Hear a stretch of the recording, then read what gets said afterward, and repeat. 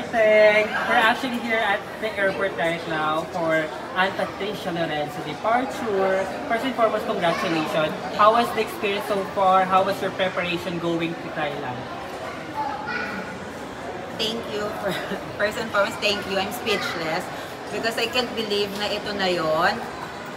How I am after I crowned last July 9. Grabe, parang nung nag-start ako, nung nakurunahan ako, doon nag-start yung timer ko to prepare.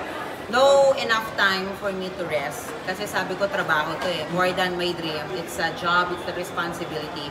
I want to be in Thailand na sobrang preparado. Kasi hindi na lang si Ann Patricia magkukumpit doon, but all the Filipinos.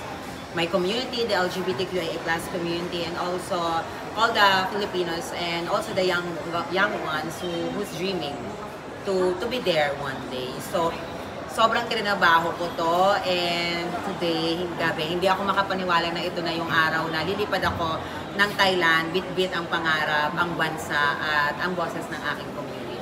Yes, this is your, finally, ito yung pinaka-inaantay natin for you. Ang tagal mo inantay to. Ang tagal mo itong inantay, like years talaga. 4 years. 4 years in the making. In the making. Pero ito na, syempre naman, after mong manalo ng MI50H, I'm pretty sure na sobrang naging busy ka. Preparation. Syempre, sino-sino ba yung mga designer mo na pwede mong i-share? Ayan. Yes, sobrang busy. Parang from day 1 talagang trinabaho na namin. Then nag-share na kami ng collective ideas to ng organization with the chosen designer. The designers that I picked is Sir Manny Alason, of course, Alison Castro, Sir Chico Estiva, Mama Resty Lagare, ayan, and also the young designers na sobrang nakipagtulungan sa akin, which is they are part of my advocacy, Habi ng Pangarap. Ano yung pressure sa'yo? Because you were crowned in the biggest pageantry stage of Trans Pinay in MOA Arena, first ever history. Yung pressure na yun ang lakas. Para bang, paano mo hinawakan yun all the way going to Miss International Queen pageant? Nung lumaban ako ng MIQ Philippines this year, sa third attempt ko, sabi ko, I don't let pressure eat. So after a crown, even na merong pressure because hindi na nga to si Ann Patricia, tapos buong Philippines na ang dala-dala ko, yun, pero yun pa rin sinabi ko sa sarili ko that I don't let pressure hit me. E-enjoyin ko to, ipapakita ko kung sino ako, and ayun lang, parang don't force, let it flow, mangyayari ang dapat mangyari. Just enjoy every moment of this pageant. So mas relax ka na nga ngayon Ann Patricia, any idea or clue about your national costume? Clue, sige. Clue. Dadalhin natin ang Pilipinas sa Thailand na makikita nila yung sinatawag nila dito na Ann Fresh. Super fresh siya. Wow. Fresh sa mata, malamig sa mata, matutuwa ang lahat. Magiging proud ang mga Pilipino. Wow. We have talent competition. Anong inihanda mo dito? Sasayaw ka ba? Kakanta? Yeah. Sige, mag-iwan ako ng isang clue. Tatanungin nyo lahat si Ann kung marunong ba siyang sumayaw. Sagutin na natin, Ann, marunong ka bang sumayaw? Malalaman nyo po sa September 15. And how do you feel na kayo yung pinagtatapat ni Miss Vietnam who's also leading the leaderboards, the hot mix, right? Sobrang ganda rin ni Miss Vietnam, and she is our neighbor, part of the Southeast Asian country. And lagi naman ganun in every competition, lagi may pinagtatapat. And me, I'm so proud na at least tayong mga transgender women in Southeast Asia talagang nag-excel in every pageant. Pero sabi ko, enjoy ko to. Parang I don't want to parang bantayan or to look someone na siya lang yung effortan kong bantayan. But for me, ang dapat kong bantayan is yung sarili ko for me to be able to do my preparation. And ilang luggage ang dala mo? Medyo madami siya. Parang like 5 or 6 po. Kaya ba ng Miss International Queen Philippines Organization ang ikalawang Miss International Queen title? The organization. Kaya ba? Yes, after Fuchsia's was crowned on 2022, you actually, even, meron na tayong dalawang corona from Kevin and Trixie, pero dun sa organization, first crown si Fuchsia, and sasabihin ko na kayang-kaya natin ang ikalawang corona para sa MIQ Philippines at ika-apat na corona para sa Pilipinas. Anong napag-usapan niya ni Fuchsia? Fuchsia has been so supportive even before, after she was crowned. We're very close friends. Talagang grabe kami maggalgalan yan. And then ang sabi niya ngayon, parang just be myself, magbaon ako ng maraming lakas, physically, mentally, emotionally, because it's a roller coaster, mind game, lahat. Parang Olympics itong sasabihan ko. So dapat marami tayong baon na energy. How about with Lars? With Lars, she's very busy, and I would like to say na congratulations sa kanya sa Miss Mandirigma.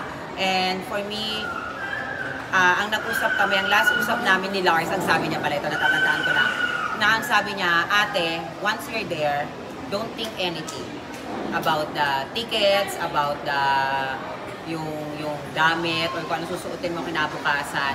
Parang let the glam team do their job. So ikaw, focus ka lang. Hindi ba ikaw ang first runner-up ni Fuchsia nung first ever Miss International Queen Philippines? Kaya ba ng batch ninyo ang 2 winners? Yes. Yes. I think nung 2022 kasi grabe yung pinagdaanan namin doon eh. Gitna yun ng pandemic eh, COVID-19. So, grabe yung haba ng preparation. So, kaya siguro doon namin nakuha yung lakas namin na parang kaya si Fuchsia nanalo just because yung pinagdaanan namin 2022, and also me na sumubok ng ilang pang taon. So, naging parang malaking battlefield namin yung 2022. Kaya siguro swerte kung sino yung lalaban ngayon at mauwi natin ang ika-apat na corona. Meron bang special someone na manonood sa Thailand? Yes, my family, may complete family, may complete members of my family will be there. My dad is there. Sinatid niya ako ngayon, and also my boyfriend for 12 years na, ongoing 12 years na, kasama ko simula nung unang araw na binuo ko yung pangarap na to, sinuportahan niya ako. Of course, hindi siya mawawala.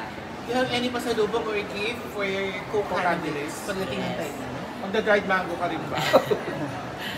Yes, meron tayong pasalubong. I'm pretty sure na yung mga candidates and yung ibang friends natin from Thailand, magugustuhan nila to kasi tinatawag ko to na scent of green.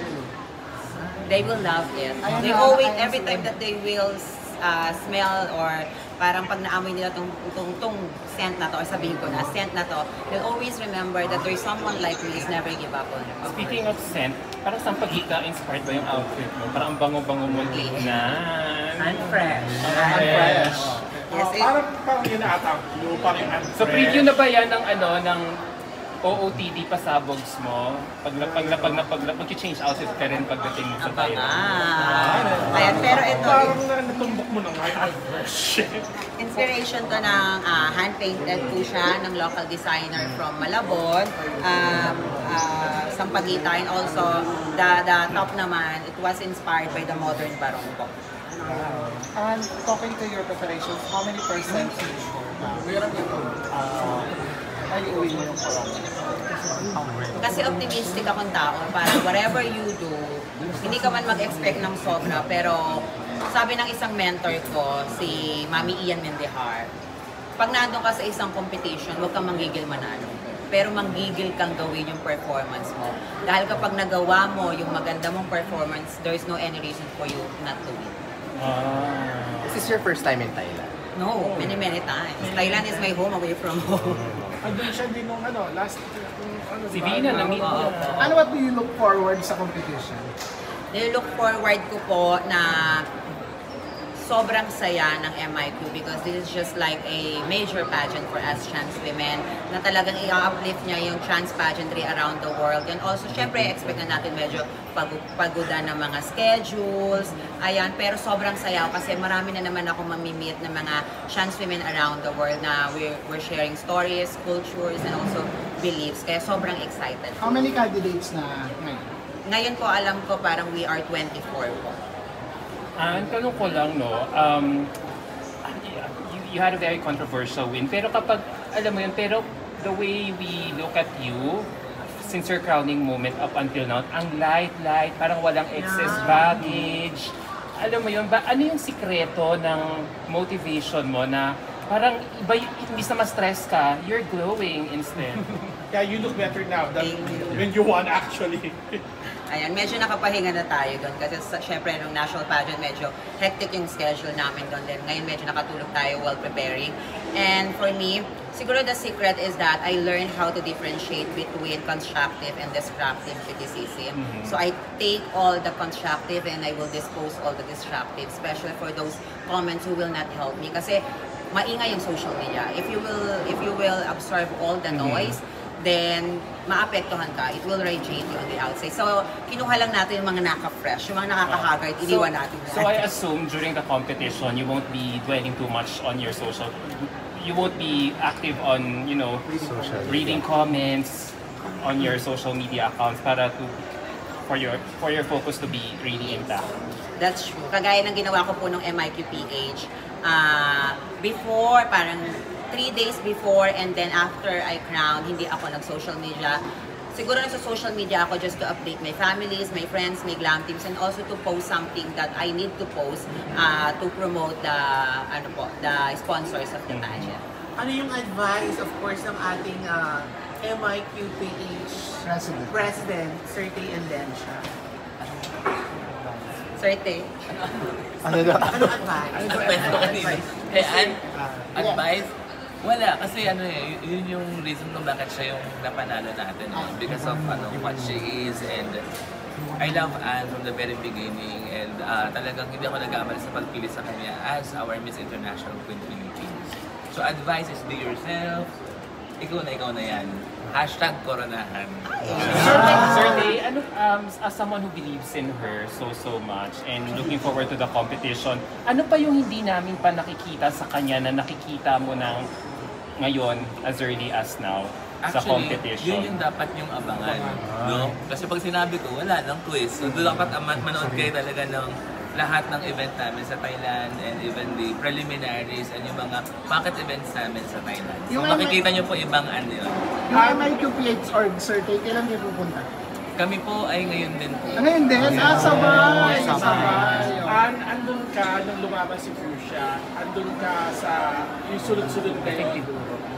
Dahil napanood mo lahat yung laban ng mga nakaraan nating MIQ Philippine winners, ano yung gagawin mong kakaiba na very at para makuha natin ika-2 para sa organization at ika-4 para sa Pilipinas? Siguro, just be who I am. Be authentic. Kasi yung nakikita ng tao, social media, si Anne, yung parang it's about the glitz and the glamour.